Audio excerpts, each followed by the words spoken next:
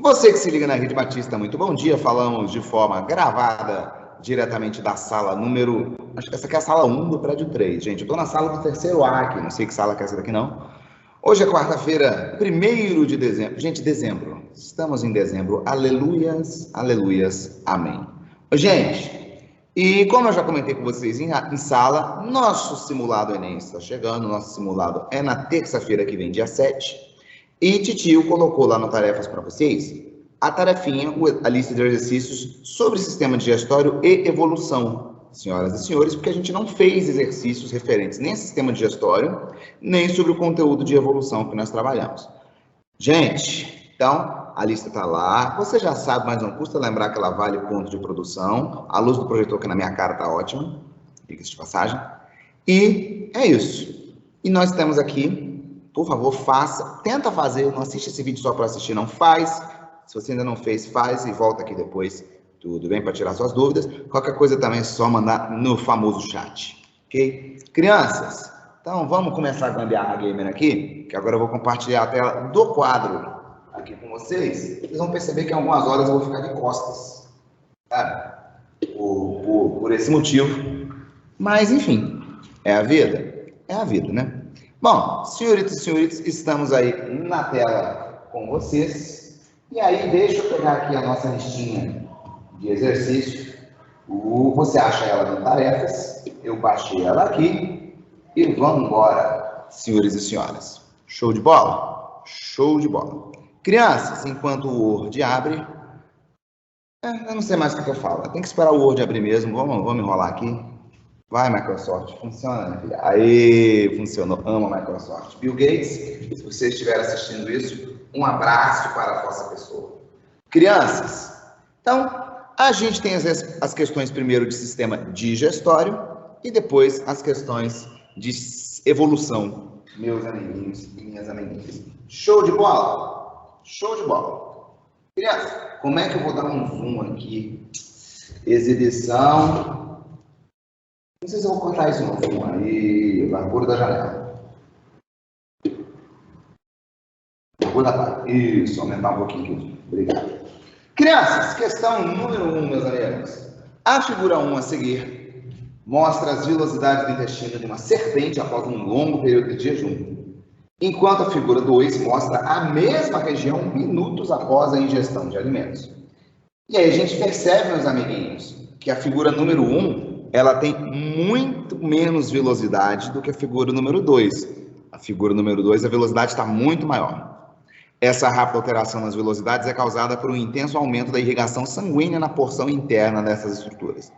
Tal mudança, após a alimentação, é importante para o aumento da eficiência no processo de nutrição das serpentes.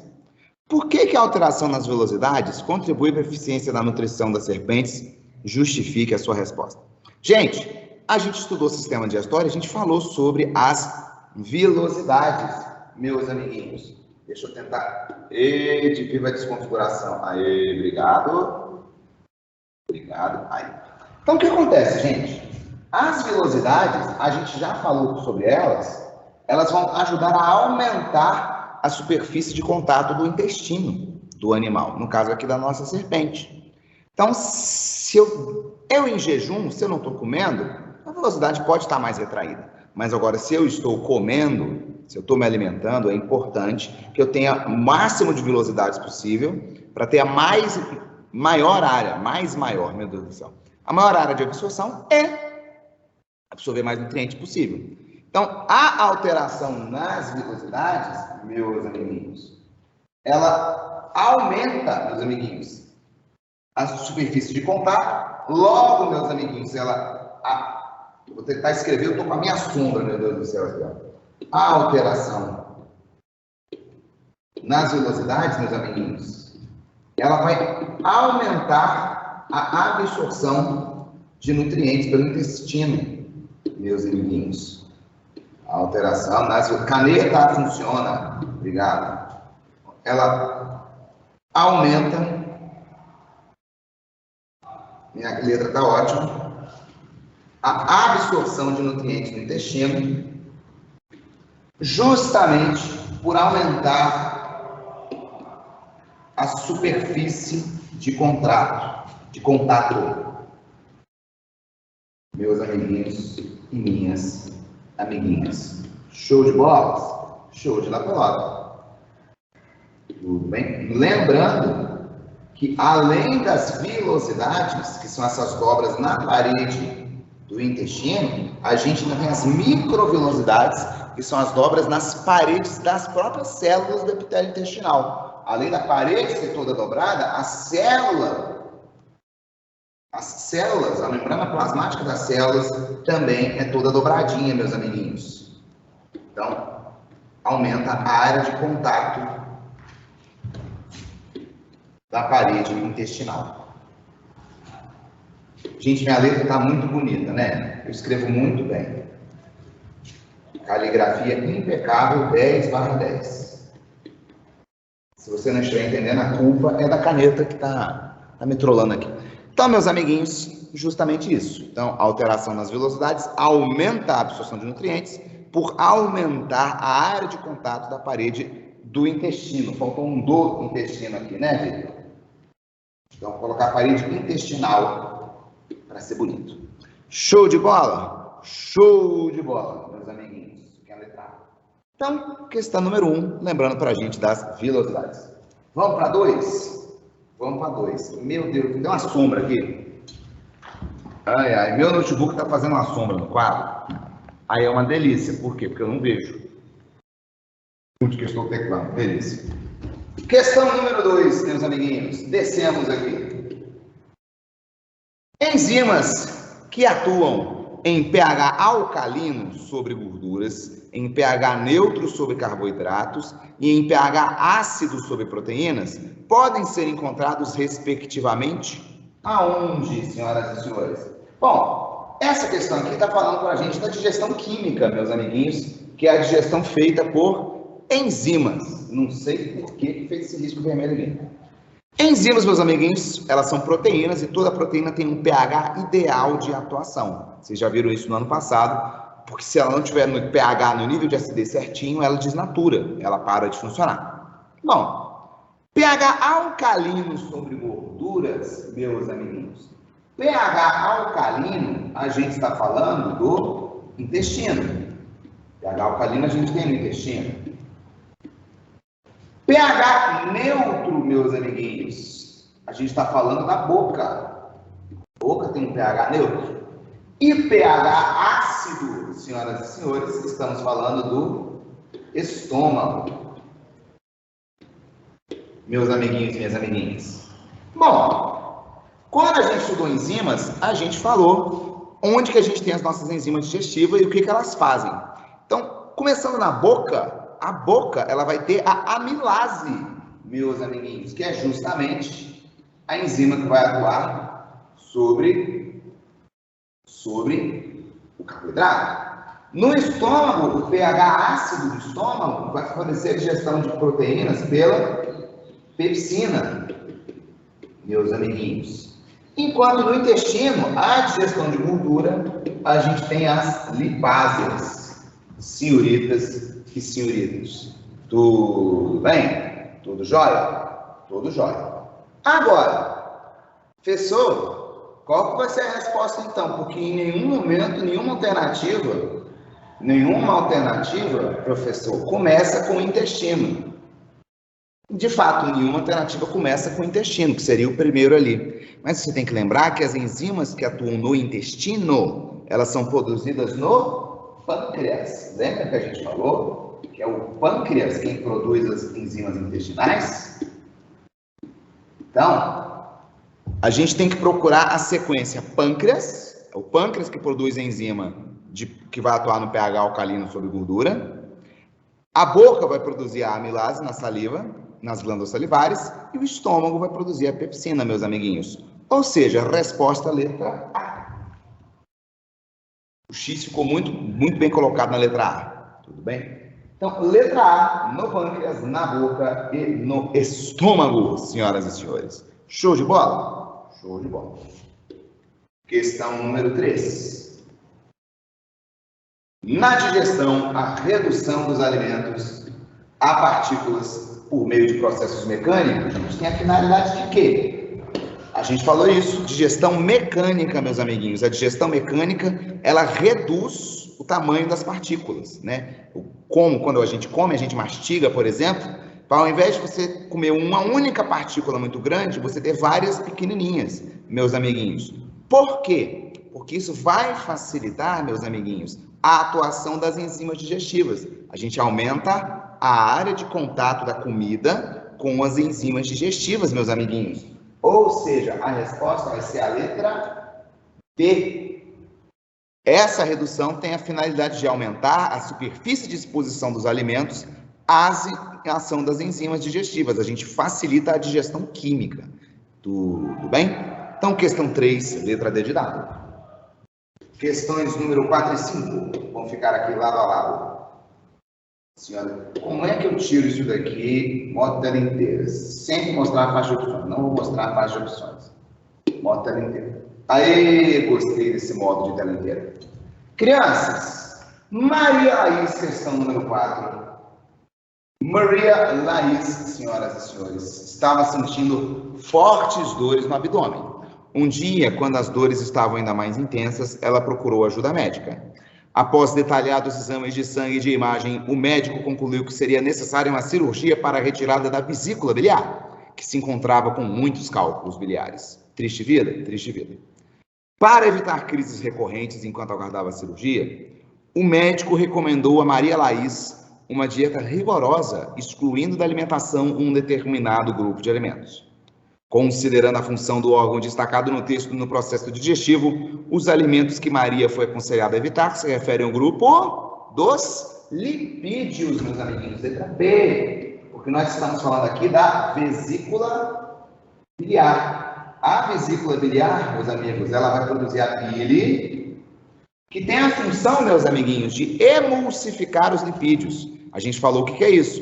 O lipídio, ele não se dissolve na água, então ele tende a formar micelas. Ele vai formando grandes bolotas de lipídio, grandes aglomerados de lipídios. Ficaria mais difícil digeri-los. Então, a bile, ela consegue emulsificar aquilo, ela funciona como um detergente, e aí ela vai misturar esses lipídios na água, fica mais fácil de digerir.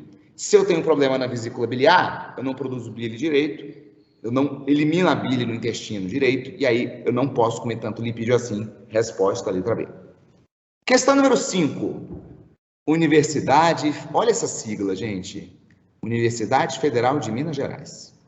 Uma mistura de suco pancreático, proteína, gordura e celulose foi repartida por 2 tubos de ensaio. Ao tubo 1 acrescentou-se uma base e ao tubo 2 um ácido.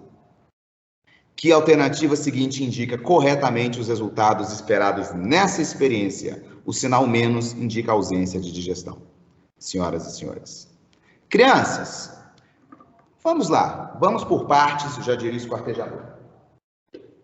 Primeiramente, a gente tem que lembrar que o suco pancreático, gente, ele é feito para funcionar num pH de mais ou menos 8. Meus amiguinhos, um pH básico, um pH alcalino. Ou seja, se eu colocar em ácido, nada vai funcionar. Porque as enzimas do suco pancreático, meus amiguinhos, elas não vão funcionar com ácido. Elas funcionam em meio básico, senhoras e senhores. Ou seja, eu já elimino de cara todas as alternativas que dizem que o tubo 2 vai digerir alguma coisa. Porque o tubo 2 tem um pH 3, enquanto o tubo 1, meus amiguinhos, olha só que bonito, qual que é o pH do tubo 1? pH 8.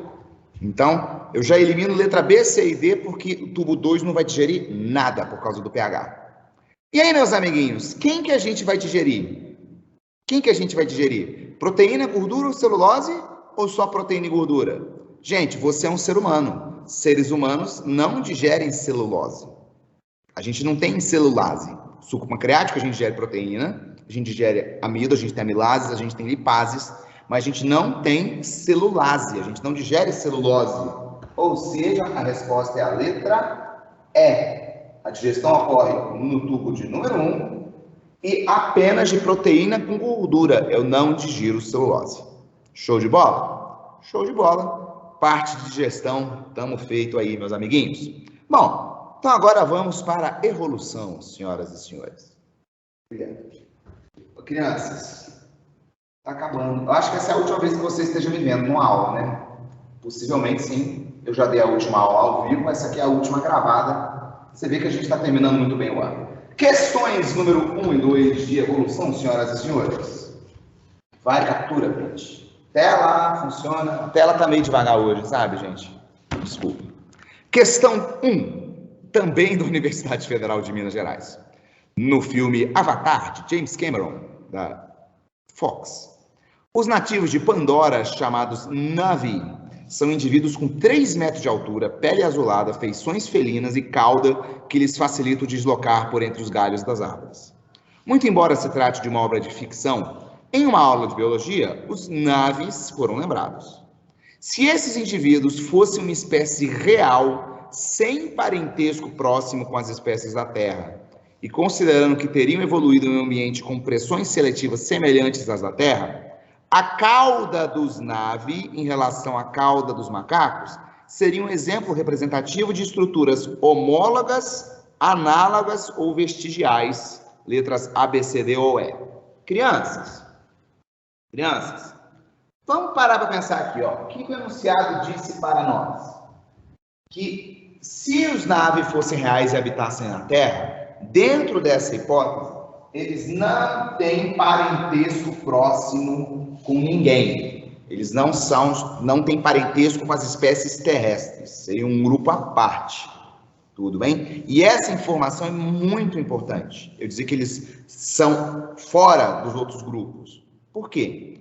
Porque quando a gente viu homologia e analogia, meus amiguinhos, a gente viu que estruturas homólogas são estruturas que têm a mesma origem embrionária. São estruturas que vêm da mesma origem, vêm do mesmo lugar. Enquanto que estruturas análogas são estruturas que não têm lugar, que não vêm do mesmo lugar. A gente falou até de asa de inseto e asa de ave, por exemplo. São estruturas que têm a mesma função, mas são de origens diferentes. E se eu digo no enunciado que os Na'vi não têm parentesco com os macacos, quer dizer que nós temos um caso de estruturas com origens diferentes. Se a origem é diferente, então é uma analogia, meus amiguinhos. Não pode ser homologia se a origem é diferente. Então, não é a letra A, não é a letra B. Não é a letra E, porque vestigial, meus amiguinhos, se fosse uma estrutura vestigial, não teria a cauda. Órgão vestigial é um órgão que desapareceu, que vai desaparecendo. É um resto de órgão. Então, não é a letra E. Sobrou para a gente letra C e D, meus amiguinhos. Então, são estruturas análogas, são estruturas que têm função semelhante, mas com origens diferentes. E, meus amiguinhos, a gente chama isso de convergência evolutiva. Por que convergência? Porque o enunciado está dizendo que as pressões seletivas são semelhantes, meus amiguinhos. Então, o resultado de uma convergência de característica. Tudo bem? Foi uma pressão seletiva naquele lugar para os indivíduos terem cauda. Tudo bem? Caiu no Enem, a questão do polvo do Enem da semana. Eu não sei quando você está vendo esse vídeo, né? O Enem, que foi agora desse ano, a questão do polvo mimético brincava com esse conceito de convergência, meus amiguinhos. Questão número 2. Em relação às evidências da evolução biológica, é correto afirmar que... Vamos ler uma por uma. Letra A. Um órgão vestigial como o apêndice vermiforme no homem não é evidência da evolução porque é uma estrutura atrofiada e sem função? Gente, justamente porque o apêndice é uma estrutura atrofiada e sem função aparente, que a gente diz que ele é uma evidência da evolução, meus amiguinhos, porque ele é um órgão vestigial. Então, letra A está errada. Letra B. A pata dianteira de um cavalo e a asa de um morcego constituem evidências da evolução porque são estruturas homólogas. Apesar de o cavalo ter perdido os dedos, enquanto no morcego estes foram não só mantidos, como também alongados. Opa! De fato, a pata dianteira do cavalo equivale ao braço nosso, que é a asa do morcego. Então, são estruturas homólogas, sim. Vão ficar aí na letra B, por enquanto. Letra C. A asa de uma ave e o hélito, que é a asa de um besouro, podem ser considerados como evidências da evolução, porque são estruturas homólogas que possuem origem embriológica diferente? Não. Eles são estruturas análogas, meus amiguinhos. Homologia é quando tem origem embriológica semelhante. Aqui nós temos uma analogia. Então, letra C está errada. D. Os fósseis constituem uma evidência da evolução porque mostram que os organismos atuais são mais especializados e mais adaptados que os extintos. Gente, isso é lamarquismo. Isso é Lamarck. Aquela história da complexidade, que a gente vai evoluindo para ficar melhor. Isso é Lamarck, meus amiguinhos. Não, isso aqui está errado. Isso aqui está errado. Tudo bem? Crianças, se fosse assim, gente, a gente teria dinossauro até hoje e não teria bactéria. Né? Compara a complexidade de uma bactéria com a de um dinossauro. Incomparável. Letra E. A embriogênese é uma evidência da evolução porque mostra que uma célula-ovo evolui para mórula, blástula, embrião, que finalmente evolui para o indivíduo adulto. Ô, gente, primeiro que a gente tem umas fases meio puladas aí, né? De gástrula para embrião. Essa sequência tá meio esquisita, né? Mórula, blástula, gástrula. Faltou a neurula. Tá faltando a neurula, que é a fase depois de gástrula, sabe? E o embrião é um processo que engloba tudo. Mórula, blástula, gástrula e neurula são fases de embrião. Então, a letra E está errada também. Sobra para a gente realmente a letra B de bola, meus amiguinhos e minhas amiguinhas. Tudo bem? E de neurula, que seria a última fase ali que a gente viu, você não vai direto para adulto. Você tem toda uma série de coisas até você chegar no indivíduo adulto, senhoras e senhores. Então, resposta, letra B de bola. Show de bola? Show de bola. Terceira questão, meus amiguinhos. Analise as seguintes afirmativas. Número 1. A seleção natural tende a diminuir a variabilidade da espécie pela eliminação de caracteres desprovidos de valor para a sobrevivência. 2. As mutações e recombinações cromossômicas tendem a aumentar a variabilidade genética das populações. 3. O ambiente é um fator importante na seleção natural porque estabelece o padrão para a sobrevivência. E quem que está correto? Gente, a número 1. A seleção natural tende a diminuir a variabilidade da espécie pela eliminação de caracteres desprovidos de valor para a sobrevivência? Gente, sim, é um negócio legal. A seleção natural, ela sempre elimina características, né? É uma coisa engraçada. A seleção natural, ela elimina características. Ela interfere na variabilidade, mas eliminando. Ela não aumenta, ela elimina sempre. Tudo bem? Então, ela diminui a variabilidade, meus amiguinhos. 2. As mutações e recombinações tendem a aumentar a variabilidade? Sim. 3. O ambiente é um fator importante na seleção natural porque estabelece o padrão para a sobrevivência? Sim, também. Meus amiguinhos e minhas amiguinhas, resposta, letra D. Tá todo mundo certo. Professor, é sério isso? Tá todo mundo certo? Todo mundo certo, senhoras e senhores. Triste vida? Triste vida. No caso, feliz vida, no caso, né? Tá todo mundo certo, ninguém errou. Quarta questão, senhoras e senhores.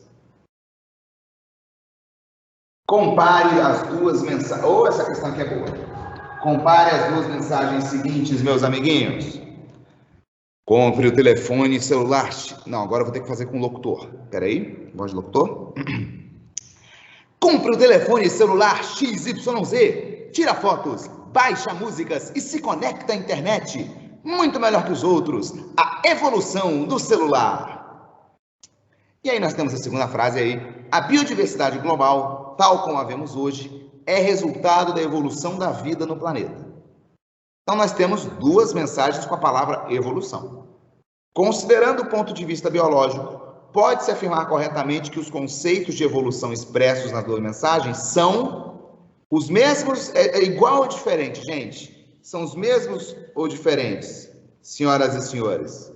Gente, são conceitos diferentes, porque o primeiro está naquele conceito que a gente viu de Lamarck, né? A evolução, aqui a evolução está no sentido de melhoria. Enquanto na segunda fase, meus amiguinhos, a gente está aqui no sentido realmente de variabilidade, de mudança, no sentido de variação, senhoras e senhores, quando ele fala de biodiversidade. Senhoras e senhores, Então, meus amiguinhos, vamos lá. Os conceitos são, letra A, os mesmos? A evolução biológica sempre agrega melhorias? Não. Não, a gente falou que, olha, ele até cita, né? A partir de característica pré-existente, aperfeiçoanda por causa de mutação. A gente falou que mutação é aleatória, gente. Mutação é aleatória. Não pode dizer que a mutação é para melhor.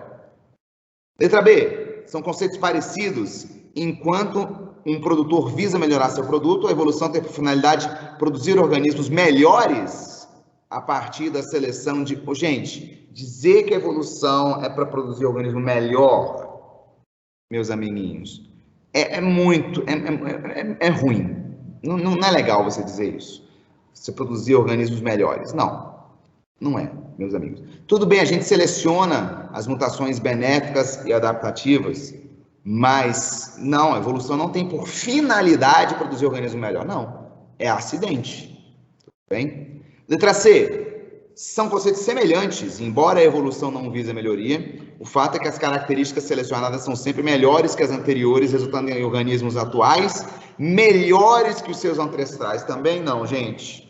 Não posso dizer que existe espécie melhor do que a outra. Não pode. Não pode. Letra D. Distintos. Evoluir biologicamente significa mudar no tempo e não necessariamente melhorar. Uma característica será melhor, meus amiguinhos, que a outra somente se interpretada em um mesmo contexto histórico ambiental. Aí já começamos a ficar felizes. Vamos ver na E. São conceitos diferentes, porque evoluir não significa que um único indivíduo tenha todas as melhorias. As características adaptativas são diferentes nos indivíduos e a população como um todo é que apresenta melhorada? Não posso dizer que a população melhorou, gente, não pode. Então, todas as alternativas que envolvem a população melhorando, está errado. Então, letra D, meus amiguinhos. Porque evoluir biologicamente é mudar, é você ter a variação ao longo do tempo, de fato, e não a melhora. Essa história de melhor ou pior depende da interpretação, do contexto. Tudo bem? Então, letra B de dado. Questão 5, meus amiguinhos, e questão 6, que estão aqui uma do lado da outra. Com relação aos mecanismos responsáveis pelo isolamento reprodutivo, analise as proposições. Primeira, o mecanismo pré-zigótico é aquele em que não ocorre o contato físico entre os indivíduos de espécies diferentes, de modo que a fecundação não ocorre e o zigoto não se forma. 2. O mecanismo pré-zigótico pode ocorrer por meio do isolamento estacional ou temporal, em que duas populações ocupando o mesmo habitat têm época de reprodução diferente. Terceira, o mecanismo, meus amiguinhos, pós-zigótico pode ocorrer por isolamento mecânico, aquele que não existe ajuste entre as peças genitais do casal. 4. O mecanismo pós-zigótico pode ocorrer pelo isolamento gamético, resultado de um fenômeno fisiológico que impede a sobrevivência dos gametas masculinos de uma população no aparelho feminino da outra. E estão corretas quem? Crianças. Mecanismo pré-zigótico e pós-zigótico, a gente viu, o pré-zigótico é aquele que impede a fecundação. O mecanismo pós-zigótico é aquele na qual a fecundação acontece, mas não gera descendente, ou não nasce, ou nasce infértil, que é o caso, por exemplo, das mulas. Tudo bem? Então, quem que está certo aí, ó? Mecanismo pré-zigótico é aquele que não ocorre um contato físico, de modo que a fecundação não ocorre e o zigoto não se forma? Sim. É um dos casos de mecanismo pré-zigótico. É esse caso em que eu não tenho a fecundação. 2. Um pré-zigótico pode ocorrer por isolamento temporal, na qual duas populações elas até ocupam o mesmo habitat, mas têm época de reprodução diferente? Sim, também falamos disso em sala de aula, 2 está certa. 3. O mecanismo pós-zigótico pode ocorrer por isolamento mecânico, em que existe ajuste, em que não existe ajuste. Gente, se não tem ajuste entre os genitais do casal, isso é um mecanismo pré-fecundação. É pré-zigótico. A 3 está errada. Porque esse mecanismo aqui, de não conseguir encaixar o genital do casal, é um mecanismo que impede a fecundação. Não é um mecanismo que permite a fecundação.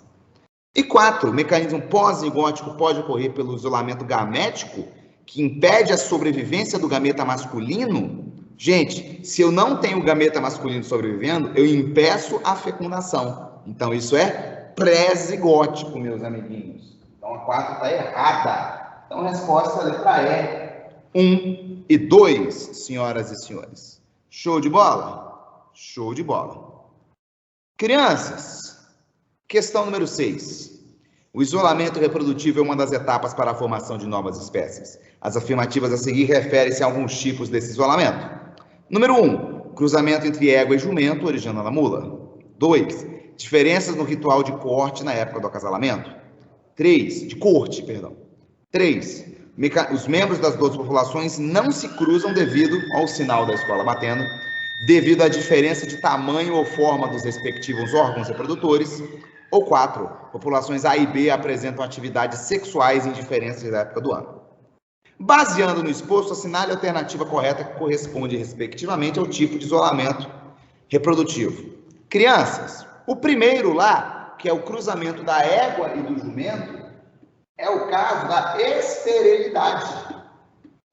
O mecanismo de esterilidade, meus amiguinhos. Porque a mula é estéril, ela nasce, mas ela é estéril, meus amiguinhos. Então, o primeiro item tem que ser esterilidade, que é a letra B e a letra C. Então, a gente já de cara elimina a letra A, a letra D e a letra E, meus amiguinhos. Porque a mula, o mecanismo é a esterilidade.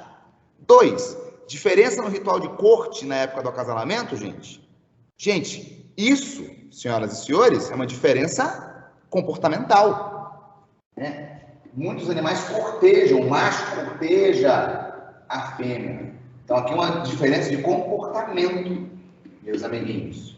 O que nos dá que a resposta é a letra B, meus amiguinhos. Vamos ver a terceira? Os membros das duas populações não se cruzam por causa do tamanho, gente, dos órgãos reprodutores? Aí sim, uma diferença mecânica, uma diferença física. E 4, populações A e B têm épocas reprodutivas diferentes, gente, é uma coisa sazonal. Você que sabe geografia, sabe que sazonal é referente às estações do ano. Tudo bem? Então, se você sabe geografia, você sabe biologia. Show de bola. Resposta, letra B. 7ª questão, senhoras e senhores. A especiação via isolamento geográfico é um dos modos de multiplicação das espécies. A área que compreende a distribuição geográfica da espécie na população original pode fragmentar-se a alterações ambientais, por exemplo, climáticas. Supõe-se que na floresta tropical da Amazônia, um período de seca no passado resultou no recuo da floresta, transformando-a numa série de ilhas distintas que efetivamente isolaram muitas populações de seus vizinhos originais. A gente comentou esse tipo de isolamento, né? Se eu tinha uma floresta e passo a ter uma área aberta, você não tem comunicação entre as partes da floresta. Uma vez isoladas, essas populações se adaptaram às condições locais. Após um período de tempo não determinado, novas espécies podem ter surgido. Da análise do texto, depreende-se que, meus amiguinhos e minhas amiguinhas, vamos lá. Alternativa número 1. A subdivisão da população original é um estágio primário. A subdivisão da população original é um estágio primário da especiação. 2. Divergências genéticas acentuam-se ao longo do tempo entre as populações isoladas. 3.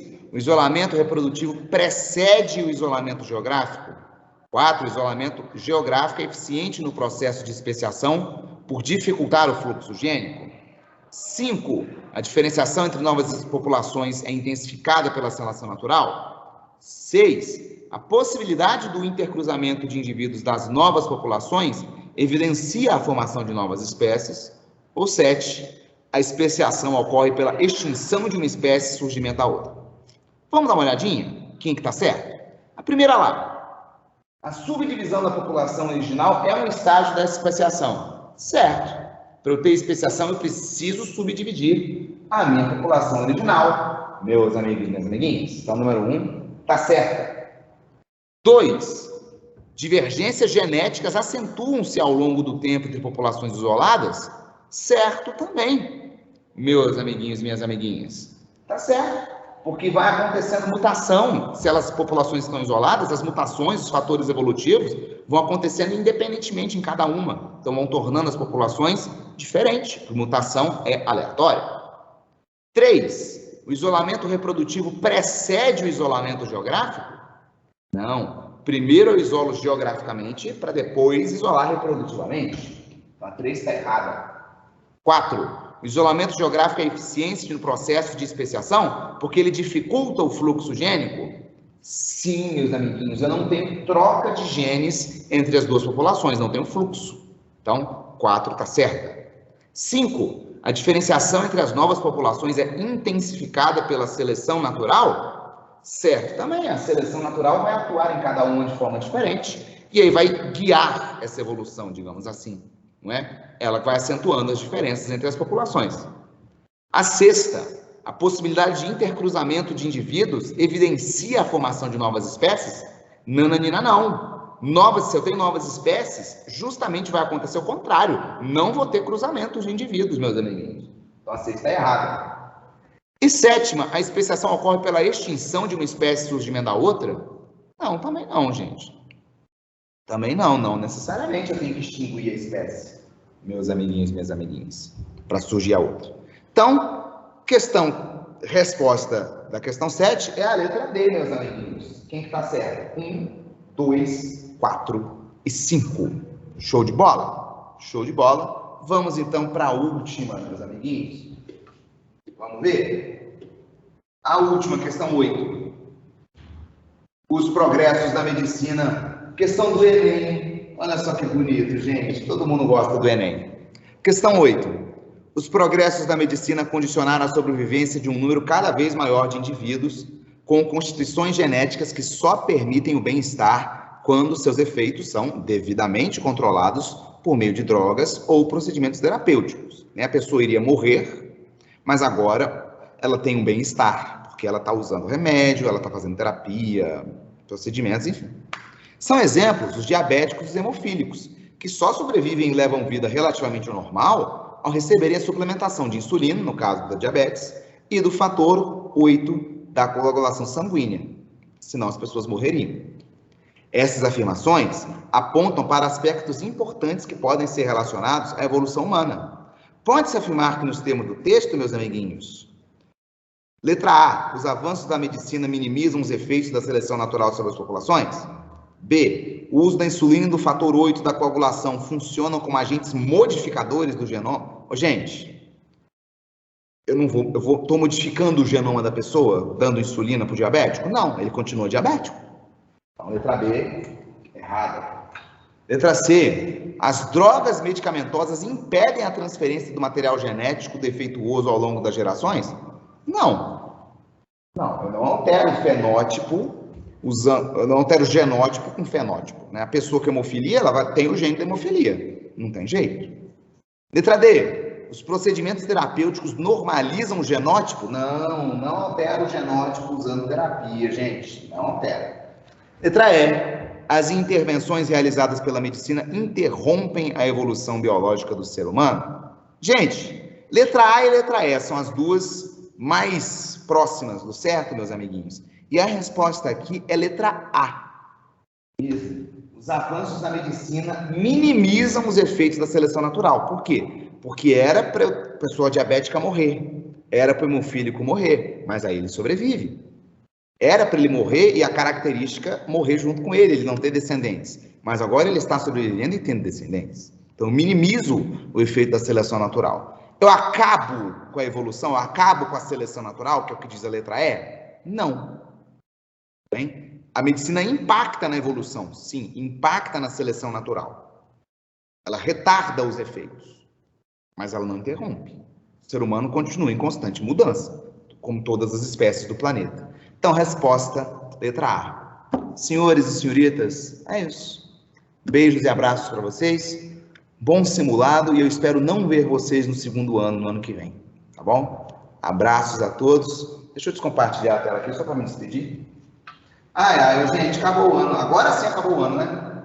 Agora sim podemos dizer que acabou 2021. Beijos e abraços. Nessa terça-feira, todo mundo tem simulado. Depois, gente, durmam. Pelo amor de Jesus, durmam nas férias, tá bom, gente? Vou sentir saudade de vocês. Vou sentir muita saudade de vocês, gente. Tchauzinho, tá? Falou. Agora eu vou ter que encerrar por aqui, porque senão, né, vai ficar grande demais. Tchauzinho, gente.